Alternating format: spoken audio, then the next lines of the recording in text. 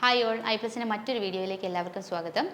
നമ്മൾ junior instructor draughtsman civil 2019 നടന്ന എക്സാമിൻ്റെ ക്വസ്റ്റ്യൻ ഡിസ്കഷൻ ആയിരുന്നു, കണ്ടിന്യൂ ചെയ്യുകയാണ്. അടുത്ത question, the estimated quantity of cement required in cement mortar 1:6 ആണ് റേഷ്യോ വന്നിട്ടുള്ളത്, per cubic metre will be. നമ്മളോട് ഇവിടെ ചോദിച്ചിട്ടുള്ളത് ദ എസ്റ്റിമേറ്റഡ് ക്വാണ്ടിറ്റി ഓഫ് സിമെൻറ്റിൻ്റെ ക്വാണ്ടിറ്റി എത്രയാണെന്നാണ് കണ്ടുപിടിക്കേണ്ടത്. സിമെൻറ്റ് മോട്ടാർ 1:6 സിമെൻറ്റ് മോട്ടാർ തന്നിട്ടുണ്ട്, per cubic metre. 1 metre cube cement മോട്ടാറിൽ എത്ര ക്വാണ്ടിറ്റി ഓഫ് സിമെൻറ്റ് വേണം എന്നുള്ളതാണ് ചോദ്യം. Option A 5.6 bags, option B 4.8 bags, option C 8 bags, option D 3 bags. അപ്പോൾ നമ്മളിവിടെ ഓപ്ഷൻസ് നോക്കിക്കഴിഞ്ഞാൽ ബാഗ്സിലാണ് ഓപ്ഷൻസ് തന്നിട്ടുള്ളത്. അപ്പം നമുക്ക് കിലോഗ്രാമിൽ നമുക്ക് കിട്ടിക്കഴിഞ്ഞാൽ അതിനെ ബാഗിലോട്ട് നമുക്ക് കൺവേർട്ട് ചെയ്യാം. നമുക്കറിയാലോ ഒരു ബാഗിൻ്റെ എത്ര വെയിറ്റ് ആണ്, ഒരു ബാഗിൽ 50 kg ഒരു ബാഗാണ് അല്ലേ. ഒരു ബാഗ് എന്ന് പറഞ്ഞാൽ 50 kg സിമെൻറ്റ് ഉണ്ടാവും. അപ്പോൾ ഇതിനെ നമുക്ക് ടോട്ടൽ വെയിറ്റ് എത്രയാണെന്ന് കിട്ടിക്കഴിഞ്ഞാൽ അതിനെ നമുക്ക് എത്ര നമ്പർ ഓഫ് ബാഗ്സ് ഉണ്ടെന്ന് കൺവേർട്ട് ചെയ്യാൻ പറ്റും. അപ്പോൾ നമുക്കിത് ചെയ്യാനായിട്ട് നമ്മൾ ആദ്യമേ ഇതിൻ്റെ ഡ്രൈ വെയിറ്റ് കണ്ടുപിടിക്കണം. അപ്പം നമ്മളോട് ചോദിച്ചിട്ടുള്ളത് 1 മീറ്റർ ക്യൂബ് വെറ്റ് കോൺക്രീറ്റ് ആണ്. ഒരു മീറ്റർ ക്യൂബ് വെറ്റ് മോട്ടാർ ഉണ്ടാക്കാൻ എത്ര ക്വാണ്ടിറ്റി ഡ്രൈ വോളിയം വേണം. അപ്പോൾ ഈ ഒരു റേഷ്യോ നമ്മൾ അറിഞ്ഞിരിക്കണം.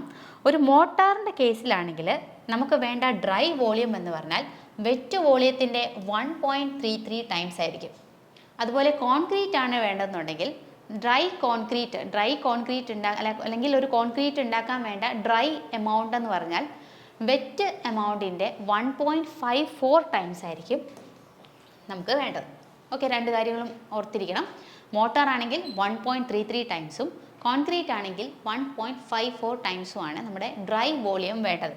അപ്പോൾ നമ്മൾ ആദ്യം ഈ ഡ്രൈ വോളിയം ഒന്ന് കാൽക്കുലേറ്റ് ചെയ്തെടുക്കുക.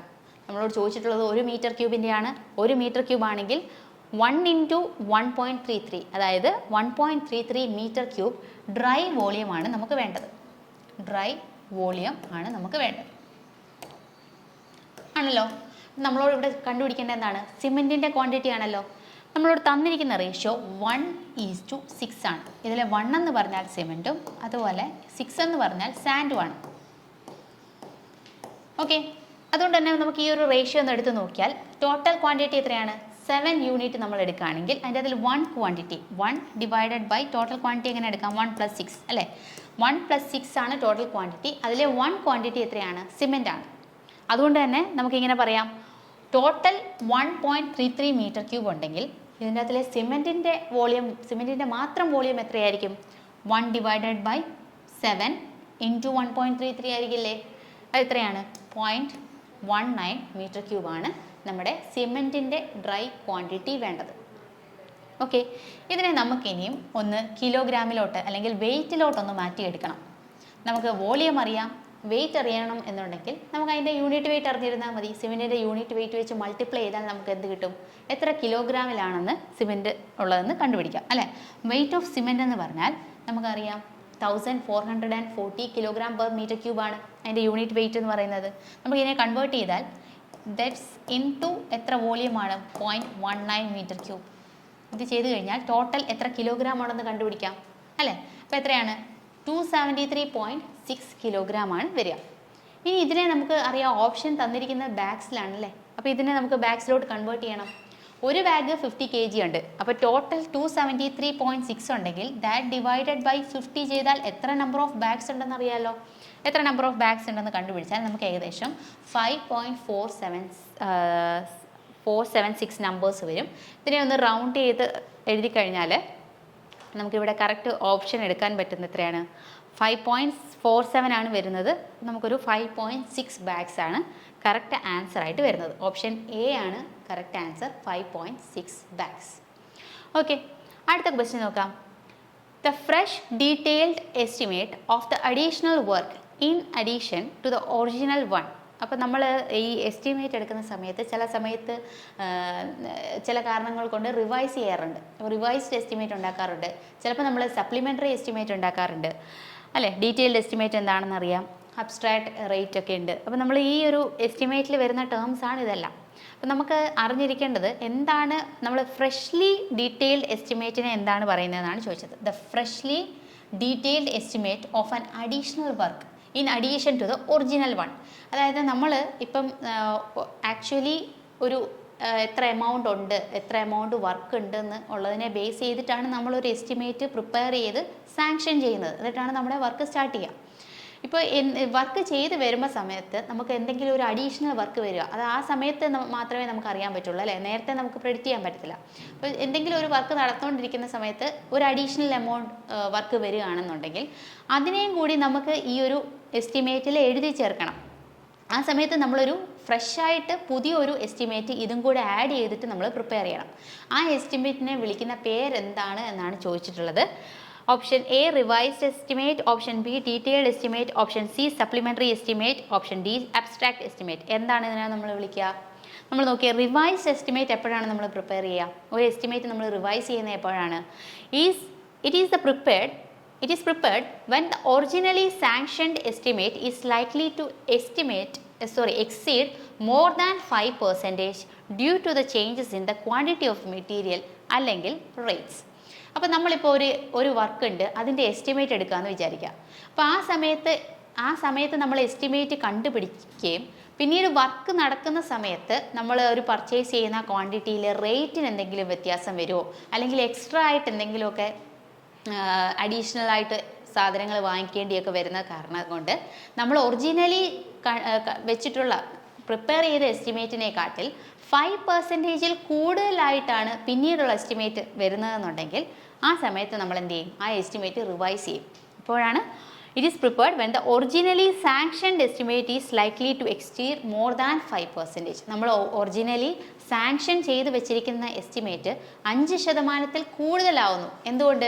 നമ്മുടെ മെറ്റീരിയൽ എന്തെങ്കിലും ക്വാണ്ടിറ്റി വ്യത്യാസം വരുന്നത് കൊണ്ടോ അല്ലെങ്കിൽ റേറ്റിൽ വ്യത്യാസം വരുന്നത് കൊണ്ടോ അത് 5% കൂടുതലാവുന്നത് കൊണ്ടാണ് നമ്മൾ റിവൈസ് എസ്റ്റിമേറ്റ് പ്രിപ്പയർ ചെയ്യുക.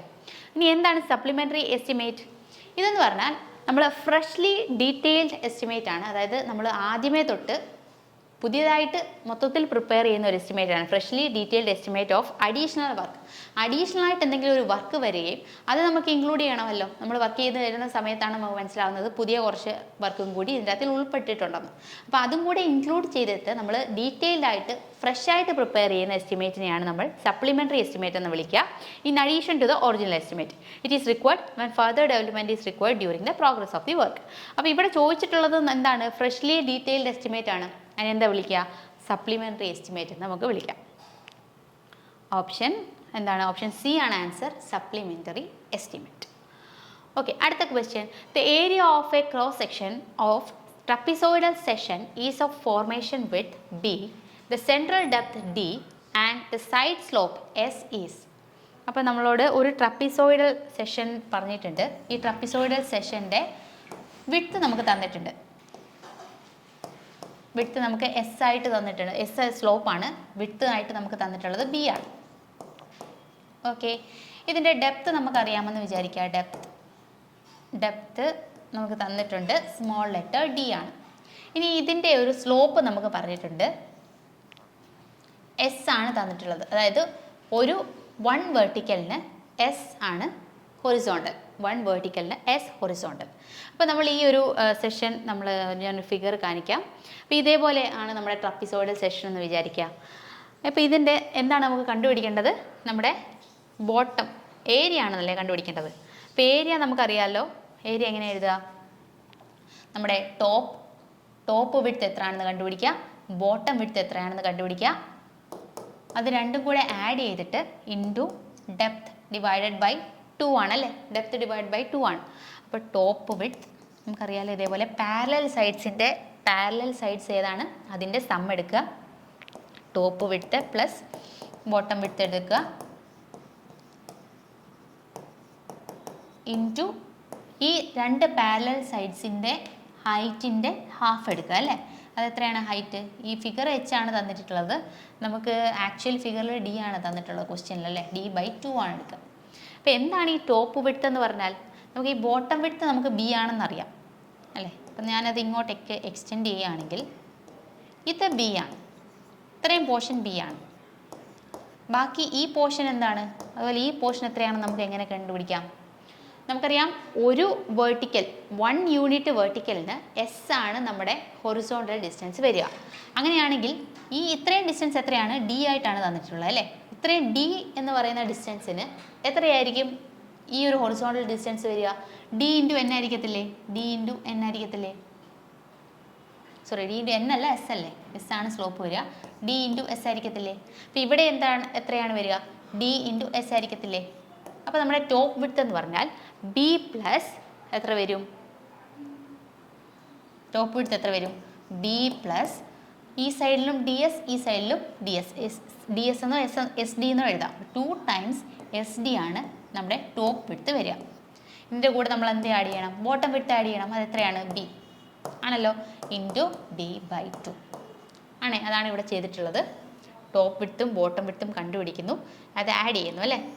അപ്പോൾ ഇത് ഒന്ന് മൾട്ടിപ്ലൈ ചെയ്ത് 2 ഞാൻ വെളിയിലെടുക്കുകയാണ്. 2 into B plus S D എന്ന് വരും ആണല്ലോ. അപ്പോൾ എന്ത് വരും? ഇതൊന്ന് ചെയ്തെടുത്താൽ മതി. B D plus S into D square എന്ന് വരും.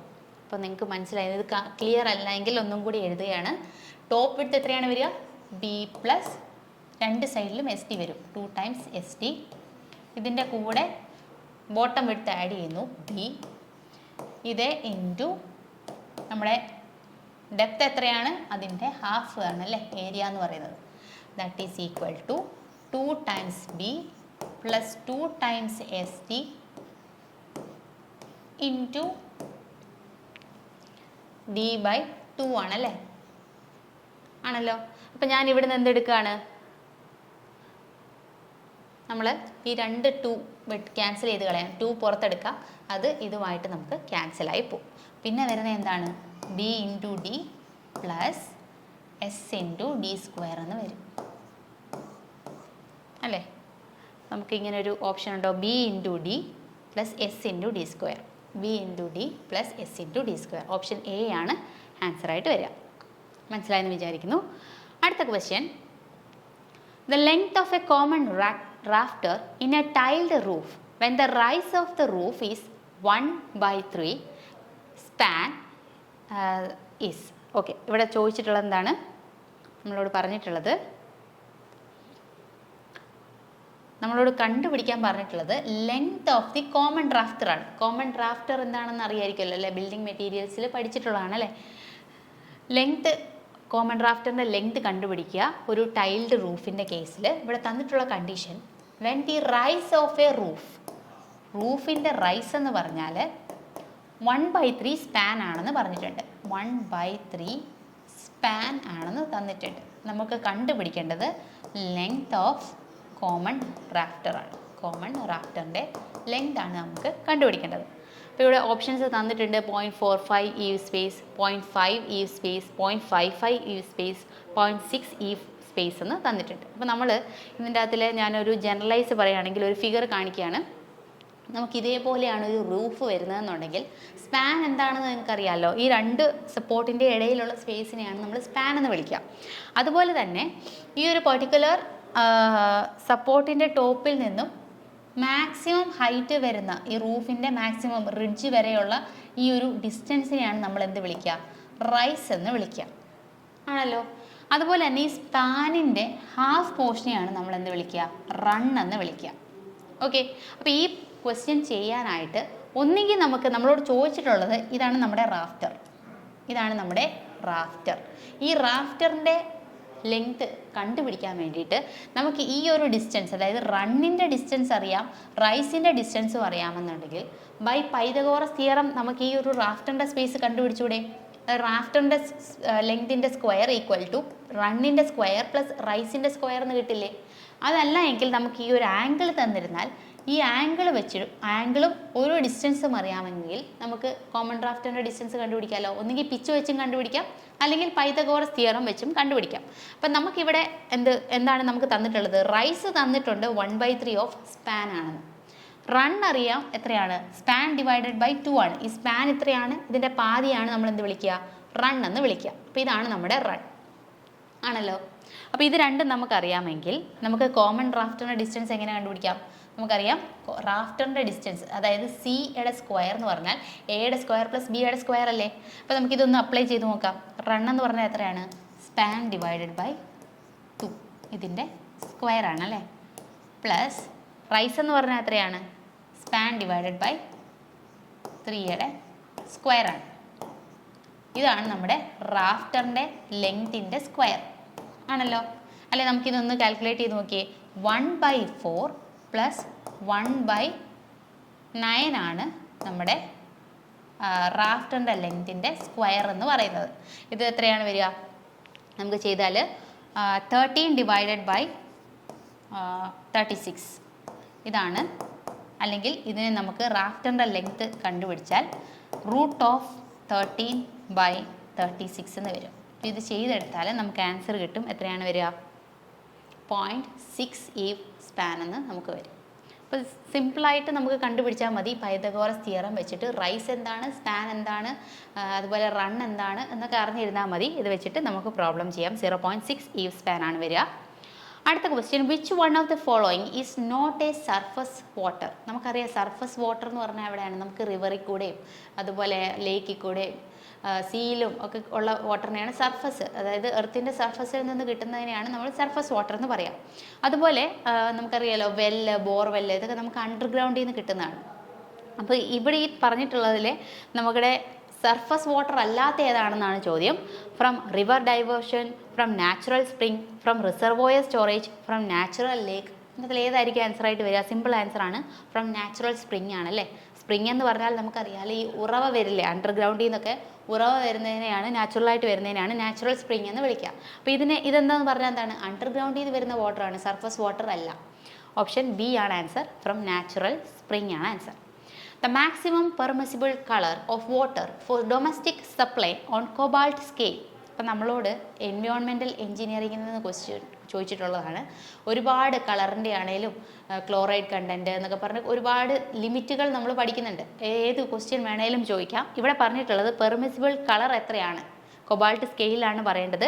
Option A 5 to 10, option B 10 to 20, option C 20 to 30, option D 30 to 40. ഇതുപോലെ ടർബിഡിറ്റിയുടെ യൂണിറ്റും ഒക്കെ ഓർത്തിരിക്കുക, ഏത് സ്കെയിലാണെന്ന് പറഞ്ഞിരിക്കുക. എത്രയാണ് ഇവിടെ കളർ എന്ന് പറയാം? കളർ 10 to 20 ppm ആണ് നമുക്ക് വരുന്ന മാക്സിമം ലിമിറ്റ് എന്ന് പറഞ്ഞാൽ. മാക്സിമം പെർമിസിബിൾ കളർ എന്ന് പറഞ്ഞാൽ എത്രയാണ്? 10 to 20 ppm ആണ്, ഓർത്തിരിക്കുക. The flotation is a method of water purification by. നമ്മൾ വാട്ടർ പ്യൂരിഫിക്കേഷൻ ചെയ്യുന്ന സമയത്ത് ഫ്ലോട്ടേഷൻ എന്ന് പറയുന്ന ഒരു മെത്തേഡ് യൂസ് ചെയ്യും. ഈ മെത്തേഡിൽ എന്താണ് ചെയ്യേണ്ടത്? ഓപ്ഷൻ എ ഗ്യാസ് ട്രാൻസ്ഫർ ആണോ, ഓപ്ഷൻ ബി അയൺ ട്രാൻസ്ഫർ ആണോ, ഓപ്ഷൻ സി സോളിഡ് ട്രാൻസ്ഫർ ആണോ, ഓപ്ഷൻ ഡി എന്താണ് സൊല്യൂട്ട് സ്റ്റെബിലൈസേഷൻ ആണോ? അപ്പോൾ എന്താണ് ഫ്ലോട്ടേഷൻ എന്ന് നമുക്ക് നോക്കാം. അപ്പോൾ ഫ്ലോട്ടേഷൻ എന്ന് പറഞ്ഞാൽ ഇതിൻ്റെ മറ്റൊരു പേരാണ് സെപ്പറേഷൻ പ്രോസസ്സ് എന്ന് വിളിക്കും. Separation process. അപ്പോൾ ഇവിടെ എന്താണ് ചെയ്യുന്നതെന്ന് ചോദിച്ചാൽ, ഇതുപോലെ നമ്മളൊരു എയറേറ്റർ കൊടുത്തിട്ടുണ്ട്. ഈ എയറേറ്റർ കൊടുത്തിട്ടുള്ളത് നമുക്ക് എന്തിനാണ്? ഗ്യാസ് ബബിൾസ് ഈ ഒരു മീഡിയത്തിലേക്ക് ഇൻട്രൊഡ്യൂസ് ചെയ്യാൻ വേണ്ടിയിട്ടാണ് നമ്മളിവിടെ ഒരു എയറേറ്റർ കൊടുത്തിട്ടുണ്ട്. അപ്പോൾ ഇവിടെ എന്താണ് സംഭവിക്കുക? ഇതിൻ്റെ അകത്തിലുള്ള സസ്പെൻഡഡ് ആയിട്ടുള്ള മാറ്റേഴ്സ് അത് ബീയിങ് ഹൈഡ്രോഫോബിക് അല്ലെങ്കിൽ കണ്ടീഷൻഡ്, അതായത് ഇങ്ങനെ ഹൈഡ്രോഫോബിക് ആയിട്ടുള്ള സസ്പെൻഡഡ് ആയിട്ടുള്ള മെറ്റീരിയൽസ് ഈ ഒരു ഗ്യാസ് ബബിൾസിലേക്ക് അറ്റാച്ച്ഡ് ആവുകയും അത് നമുക്ക് ഈസി ആയിട്ട് റിമൂവ് ചെയ്തെടുക്കാനും പറ്റും. അപ്പോൾ ഈ ഒരു പ്രോസസ്സിനെയാണ് നമ്മൾ എന്ത് വിളിക്കുന്നത്? ഫ്ലോട്ടേഷൻ പ്രോസസ്സ് എന്ന് വിളിക്കുക. നമ്മൾ എന്താണ് ചെയ്യുക? ഇവിടെ ഗ്യാസ് ബബിൾസ് ഇൻട്രൊഡ്യൂസ് ചെയ്ത് കൊടുക്കുകയാണ്. അതുവഴി എന്തിനെയാണ് ട്രാൻസ്ഫർ ചെയ്യുന്നത്? നമ്മളിവിടെ സസ്പെൻഡഡ് പാർട്ടിക്കുലേറ്റ് മാറ്റേഴ്സിനെയാണ് റിമൂവ് ചെയ്യുക. അപ്പോൾ ഇവിടെ എന്തിൻ്റെ ട്രാൻസ്ഫർ ആണ് നടക്കുക? ഗ്യാസ് ട്രാൻസ്ഫർ ആണോ, എയർ ട്രാൻസ്ഫർ ആണോ, സോളിഡ് ട്രാൻസ്ഫർ ആണോ, സൊല്യൂട്ട് സ്റ്റെബിലൈസേഷൻ ആണോ? എന്താണ്? സസ്പെൻഡഡ് മാറ്റർ അല്ലെങ്കിൽ സോളിഡ് ട്രാൻസ്ഫർ ആണ് ഇവിടെ നടക്കുക. ഓപ്ഷൻ സി ആണ് correct answer. Option C solid transfer ആണ് കറക്റ്റ് ആൻസർ. അടുത്ത നോക്കിയേ, the process of killing pathogenic bacteria from water is known as. നമ്മുടെ വാട്ടറിൽ നിന്ന് ബാക്ടീരിയാസിനെ റിമൂവ് ചെയ്യുന്നതിനെ നമ്മൾ എന്താ വിളിക്കുക? Option A filtration, option B sedimentation, option C coagulation, option D disinfection. വളരെ സിമ്പിളായിട്ടുള്ള ആൻസർ ആണ്. ഏതാണ്? ഓപ്ഷൻ ഡി ഡിസിൻഫെക്ഷൻ ആണ് ആൻസർ അല്ലേ. ഫിൽട്രേഷൻ എന്തിനാണ്, സെഡിമെൻറ്റേഷൻ എന്താണ്, കൊയാഗുലേഷൻ എന്താണെന്നൊക്കെ നമ്മൾ എൻവയോൺമെൻറ്റിൽ പഠിക്കുന്നതാണ്. ഇവിടെ പത്തോജനിക്, നമുക്ക് ഹാംഫുൾ ആയിട്ടുള്ള ബാക്ടീരിയാസിനെയാണ് നമ്മൾ പത്തോജനിക് ബാക്ടീരിയ എന്ന് വിളിക്കുക. അതിനെ റിമൂവ് ചെയ്യുന്നതിനെയാണ് നമ്മൾ ഡിസിൻഫെക്ഷൻ എന്ന് വിളിക്കുക. നമ്മൾ സാധാരണ എന്താണ് ക്ലോറിനൊക്കെ യൂസ് ചെയ്തിട്ട് നമ്മൾ ഡിസിൻഫെക്റ്റൻ്റ് ആയിട്ട് നമ്മൾ യൂസ് ചെയ്യാറുണ്ട് അല്ലേ. അടുത്തത്, in treating swimming pool the water the filtration system used. അപ്പം നമുക്ക് ഒരുപാട് type of filter, slow sand filter, rapid sand filter, അതുപോലെ പ്രഷർ ഫിൽറ്റർ എന്നൊക്കെ പറഞ്ഞ ഒരുപാട് ടൈപ്പ് ഓഫ് ഫിൽറ്റേഴ്സ് ഉണ്ട്. അപ്പോൾ ഒരു സ്വിമ്മിംഗ് പൂൾ ട്രീറ്റ് ചെയ്യാൻ വേണ്ടിയിട്ട് നമ്മൾ യൂഷ്വലി യൂസ് ചെയ്യുന്ന സിസ്റ്റം ഏതാണ്? നമ്മൾ എക്സാമ്പിൾ സഹിതം പഠിക്കുന്നതാണ് അല്ലേ. ഏതാണ്? നമ്മുടെ പ്രഷർ ഫിൽറ്ററാണ് നമ്മൾ യൂസ് ചെയ്യുക. സ്വിമ്മിംഗ് പൂള് ക്ലീൻ ചെയ്യാൻ വേണ്ടിയിട്ട് നമ്മൾ യൂസ് ചെയ്യുന്നത് പ്രഷർ ഫിൽറ്ററാണ്. ഓക്കെ, അടുത്ത question, water from kitchen, bathroom and wash basin is called. എന്താണ് ഇത്? എൻവയോൺമെൻറ്റിൽ നിന്ന് തന്നെയാണ്. നമ്മുടെ അടുക്കളയിലെ സിങ്കിൽ നിന്നൊക്കെ വരുന്ന വെള്ളത്തിനെ നമ്മൾ വിളിക്കുന്നത് എന്താണ്? Option A sullage, option B sewage, option C combined sewage, option D none of these. ഏതാണ് ആൻസർ? സിങ്കിൽ നിന്നൊക്കെ വരുന്ന വെള്ളത്തിനെ നമ്മൾ സല്ലേജ് എന്നാണ് വിളിക്കുക. ഓപ്ഷൻ എ സല്ലേജ് ആണ് ആൻസർ. സീവേജ് എന്താണെന്നറിയാലോ. കമ്പൈൻഡ് സീവേജ് എന്ന് പറഞ്ഞാൽ നമ്മൾ റെയിൻ വാട്ടർ വരുന്ന, അതായത് നമ്മുടെ സ്റ്റോം വാട്ടറും അതുപോലെ തന്നെ നമ്മുടെ വീട്ടിൽ നിന്ന് ഒക്കെ വരുന്ന സീവേജ് വാട്ടറും, ഡ്രൈ വെതർ ഫ്ലോ എന്നൊക്കെ നമ്മൾ പറയല്ലേ. അപ്പോൾ ഇത് രണ്ടും കൂടി ഒരുമിച്ച് പോകുന്ന പൈപ്പ്, അതിനെയാണ് നമ്മൾ കമ്പൈൻഡ് സീവേജ് പൈപ്പ് എന്നൊക്കെ വിളിക്കുക. അപ്പോൾ കമ്പൈൻഡ് സീവേജ് എന്ന് പറഞ്ഞാൽ റെയിൻ വാട്ടറിൽ നിന്നും വരുന്ന വാട്ടറും വേസ്റ്റ് വാട്ടറും അതുപോലെ നമ്മുടെ സീവേജും, അതിനെ രണ്ടിനെയും കൂടെ ചേർത്തിട്ടാണ് കമ്പൈൻഡ് സീവേജ് എന്ന് വിളിക്കുക. അപ്പോൾ ഇവിടെ ആൻസർ വരുന്നത് എന്താണ്? ബാത്റൂമിൽ നിന്നും കിച്ചണിൽ നിന്നും ഒക്കെ വരുന്ന സല്ലേജാണ് ആൻസറായിട്ട് വരിക. Which soil can take maximum dosage of sewage? സീവേജിൻ്റെ മാക്സിമം ഡോസേജ് എടുക്കാൻ പറ്റുന്ന ഏത് ടൈപ്പ് ഓഫ് സോയിലാണ്? Option A loam soil, option B clay soil, option C sandy loam soil, option D sandy soil. Loam soil എന്ന് പറഞ്ഞാൽ എന്താണ്? നമ്മുടെ sand, silt, clay, ഈ മൂന്ന് സോയിലിൻ്റെയും കൂടെ മിക്സ്ചറിനെയാണ് നമ്മൾ ലോമി സോയിൽ എന്ന് വിളിക്കുക. സാൻഡ്, സിൽട്ട്, ക്ലേ, ഇതിൻ്റെ മൂന്നിൻ്റെയും കൂടെ മിക്സ്ചറിനെയാണ് നമ്മൾ ലോം സോയിൽ എന്ന് വിളിക്കുക. അപ്പം നമുക്കറിയാമല്ലോ ഏറ്റവും കൂടുതൽ സീവേജിനെ ഉൾക്കൊള്ളാൻ പറ്റുന്ന ടൈപ്പ് ഓഫ് സോയിൽ എന്താണ്? ഇപ്പോൾ ക്ലേ കൊടുത്തു കഴിഞ്ഞാൽ നമുക്കറിയാം ഒട്ടും ഫിൽട്ടർ ചെയ്ത് പോകത്തില്ല അല്ലേ, ഒത്തിരി അതിൻ്റെ പെർമിയബിലിറ്റി വളരെ കുറവാണ്. അപ്പം ബാക്കിയുള്ള സോയിൽ നോക്കിക്കഴിഞ്ഞാൽ ലോമി സോയിലിൻ്റെ അതിലും ക്ലേ കണ്ടൻറ് ഉണ്ട്. അപ്പോൾ ഇതിനകത്തിൽ തന്നിരിക്കുന്നതിൽ സാൻഡി സോയിലാണ് നമുക്ക് ആൻസർ എടുക്കാൻ പറ്റുക. മാക്സിമം ഡോസ് ഓഫ് സീവേജ് എന്ന് പറഞ്ഞാൽ എവിടെയാണ്? ഡി, സാൻഡി സോയിലാണ് വരും. ഓക്കെ, അടുത്ത question, in an office building one water closet should be provided for every dash number of male person. അപ്പോൾ ഒരു ഓഫീസ് ബിൽഡിംഗ് നോക്കിയാൽ അവിടുത്തെ മെയിൽ പേഴ്സൺസിൻ്റെ കൗണ്ട് എടുത്തു കഴിഞ്ഞാൽ അവരുടെ നമ്പർ വെച്ചിട്ടാണ് നമ്മൾ എത്ര വാട്ടർ ക്ലോസറ്റ് പ്രൊവൈഡ് ചെയ്യണമെന്ന് പറഞ്ഞിട്ടുള്ളത്. അപ്പോൾ ഒരു ഓഫീസ് ബിൽഡിങ്ങിൻ്റെ കേസിൽ 25 നമ്പർ ഓഫ് മെയിൽ പേഴ്സൺസിന് ഒരു വാട്ടർ ക്ലോസറ്റ് എന്ന രീതിയിലാണ് കണക്കെടുക്കുക. അപ്പോൾ എന്താണ് 25, അതായത് 25 ആൾക്കാർക്ക് ഒരു വാട്ടർ ക്ലോസറ്റ് എന്ന രീതിയിലാണ് നമ്മൾ ബിൽഡിങ്ങിൽ കൊടുക്കുക. അടുത്ത ക്വസ്റ്റ്യൻ നോക്കിയേ, the bacteria that survive in the absence of oxygen are known as. അപ്പം ഓക്സിജൻ്റെ പ്രസൻസ് ഇല്ലാതെയും ഓക്സിജൻ്റെ പ്രസൻസോട് കൂടിയും നമുക്ക് ബാക്ടീരിയയ്ക്ക് ജീവിക്കാം അല്ലേ. അപ്പോൾ ഇപ്പോൾ ആദ്യത്തെ ബാക്ടീരിയ നോക്കി, എയ്റോബിക് ബാക്ടീരിയ. ഓപ്ഷൻ ബി എന്താണ്? Anaerobic bacteria. ഓപ്ഷൻ സി എന്താണ്? Facultative bacteria. Option D പത്തോജനിക് bacteria. അപ്പോൾ എയ്റോബിക് ബാക്ടീരിയ എന്ന് പറഞ്ഞാൽ എന്താണ്? ഓക്സിജൻ്റെ പ്രസൻസിൽ ജീവിക്കുന്നതിനാണ് എയ്റോബിക് എന്ന് പറയുക. അനീറോബിക് എന്ന് പറഞ്ഞാൽ ഓക്സിജൻ്റെ ആബ്സെൻസിൽ ജീവിക്കുന്ന ബാക്ടീരിയാസിനെയാണ് പറയുക. ഫാക്കൽറ്റേറ്റീവ് ബാക്ടീരിയ എന്ന് പറഞ്ഞാൽ ഓക്സിജൻ്റെ പ്രസൻസിലും അതുപോലെ ആബ്സെൻസിലും ജീവിക്കാൻ പറ്റുന്ന ബാക്ടീരിയയാണ് ഫാക്കൽറ്റേറ്റീവ് ബാക്ടീരിയ എന്ന് നമ്മൾ വിളിക്കുക. അതുപോലെ എന്താണ് പത്തോജനിക് ബാക്ടീരിയ? ഇപ്പോൾ എന്തെങ്കിലും നമുക്ക് ഹാംഫുള്ളായിട്ട് ദോഷകരമായിട്ട് എന്തെങ്കിലും കോസ് ഉണ്ടാക്കുന്ന ബാക്ടീരിയാസിനെയാണ് നമ്മൾ പത്തോജനിക് ബാക്ടീരിയ എന്ന് നമ്മൾ വിളിക്കുക. അപ്പോൾ ഇതിൻ്റെ അകത്തിൽ ആബ്സെൻസിൽ, ഓക്സിജൻ്റെ ആബ്സെൻസിൽ ജീവിക്കുന്ന ബാക്ടീരിയ അതിനെന്താ വിളിക്കുക? അനീറോബിക് ബാക്ടീരിയ എന്നാണ് വിളിക്കുക. Option B anaerobic bacteria. അപ്പോൾ കുറച്ച് ക്വസ്റ്റ്യൻസ് നമ്മളിന്ന് ഡിസ്കസ് ചെയ്ത് കഴിഞ്ഞു. ഇനി അടുത്ത ഒരു സെക്ഷനിലും കൂടിയുണ്ട്. നെക്സ്റ്റ് ക്ലാസ്സിൽ കാണാം. Thank you so much.